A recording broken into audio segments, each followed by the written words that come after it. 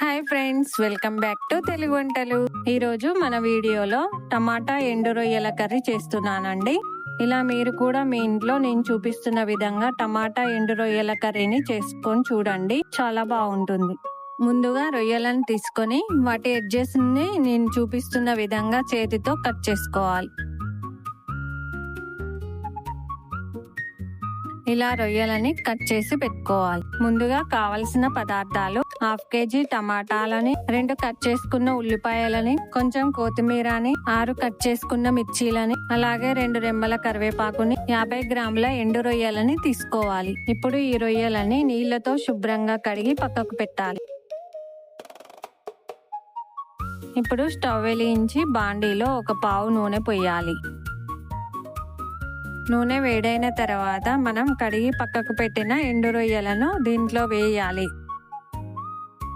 Stove ని medium flame లో పెట్టి ఈ రొయ్యలని గరిటెతో అటు ఇటు కలుపుకుంటూ వేయించుకోవాలి.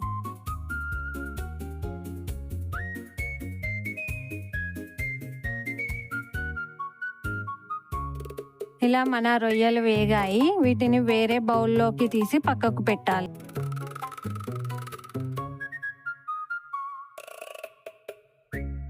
ఇప్పుడు అదే బాండీలో 2 పావుల నూనె పోయాలి.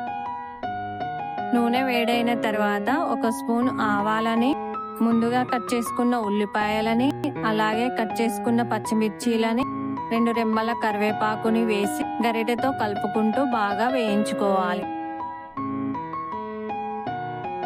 తర్వాత 1 స్పూన్ అల్లం వేసి పచ్చివాసన పోయేదాకా వేయించుకోవాలి.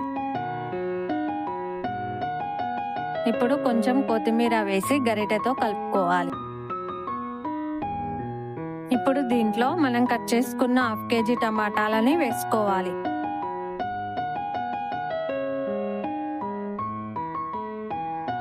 ఇప్పుడు ఈ మిశ్రమం బాగా కలిసేలా గరిటెతో కలుపుకోవాలి. ఇప్పుడు ఈ మిశ్రమం మొత్తం కలిసింది. దీంట్లో 1 స్పూన్ ఉప్పు వేసి ఉప్పు టమాటాలకు పట్టేలాగా కలుపుకోవాలి.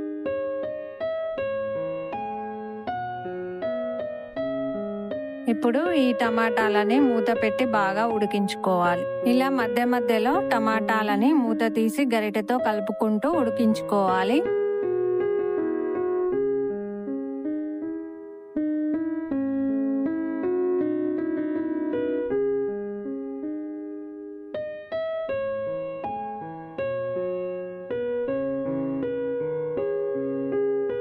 టమాటాలు ఇంకా కాస్త ఉడకాలి. కాసేపు మూత పెట్టి ఉడికించుకుందాం.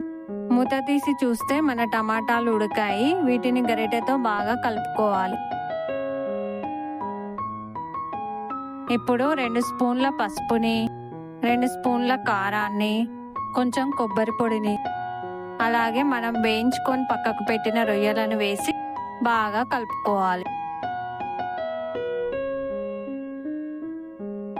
ఇప్పుడు దీంట్లో కొన్ని నీళ్లు పోసి గరిటెతో బాగా కలుపుకోవాలి.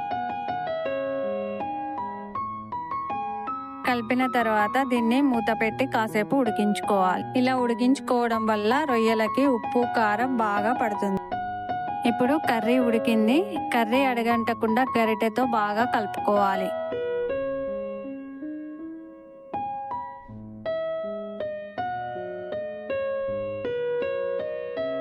ఇప్పుడు కొంచెం గరం మసాలా, అలాగే 1 స్పూన్ ధనియాల పొడి వేసి బాగా కలిసేలా కలుపుకోవాలి.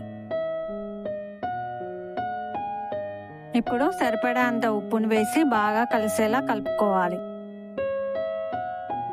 ఇప్పుడు మన టమాటా ఎండు రొయ్యల కర్రీ రెడీ అయినట్లే. స్టవ్ ఆఫ్ చేసుకోవాలి.